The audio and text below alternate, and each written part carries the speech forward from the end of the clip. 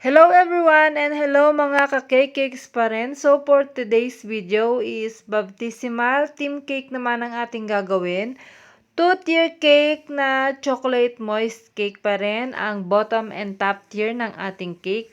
So white cake with touch of light blue lang ang kulay ng cake na ito.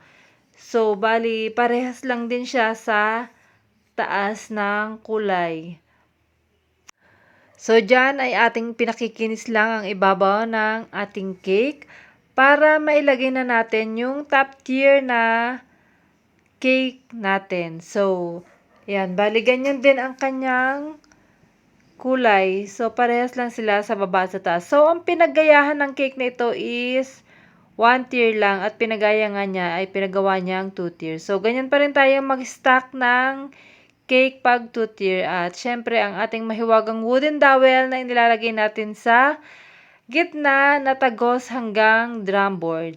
So, square ang ginamit kong drum board yan dahil nalimutan kong bumili ng drum board talaga na silver. Bali, hindi talaga yan ang box niya. Buti na lang ay dalawa yung nabili kong ganyang box. Bali, isa lang sana yung in-order ko na ganyan sa orange shop. Pero na-double ko dahil hindi ko pa kabisado kung gaano talaga kalaki yung size ng box niya. Bali yan ay gagamitin ko lang sana doon sa full fondant na may mga gold na cake kasi nga ay maganda siyang doon i-display. So dahil mataas ang isang box na na-order ko na yan is dyan ko na lang ginamit. Saktong-sakto naman dahil wala nga ako naka-prepared na drum board para sa cake na yan. So, may kasama din ang ating cake ng 1 dozen ng cupcakes na ang kulay ay pinag-mekos-mekos din na kulay blue and white ng frosting or yung ating icing. And then, meron lang siyang mga toppers na wings.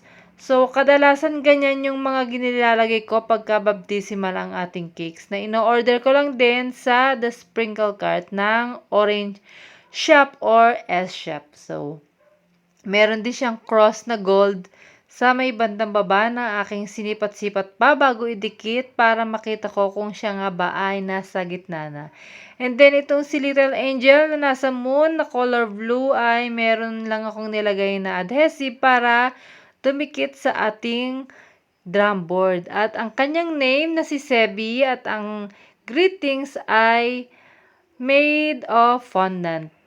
So, ayan. Dinidikit lang natin siya using water. Konting-konting water lang ang pinapahid natin yan. Dahil pag yan ay napasobra, yan ay masyadong maglalapot. Or, ano ba tawag doon? Yung magmamoist siya. Kaya dapat konting-konti lang para lang dinilaan ng baka ang paglalagay ng water dyan. So, yan lang yung ginagamit kong pandikit sa mga fondant details natin pag ikakabit nga sa mga ganyang board or sa drum board.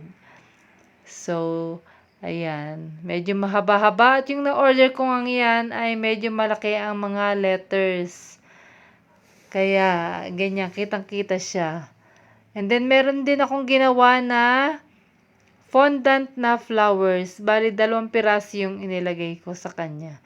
And then, ito ang kanyang final look ng ating baptismal cake para kay Baby Sebi na laging nag-order sa akin mula ika-1 buwan pa lang niya hanggang sa ika-8 buwan at ngayon nga ay ang kanyang binyag na sa akin pa rin pinagawa ang cake. Maraming salamat, Gwen, sa laging pagpapagawa ng cake para sa iyong pamangkin na si Sevi. So, share rin yung may-ari ng cake na ipopost ko sa susunod, ang number 8 na cake.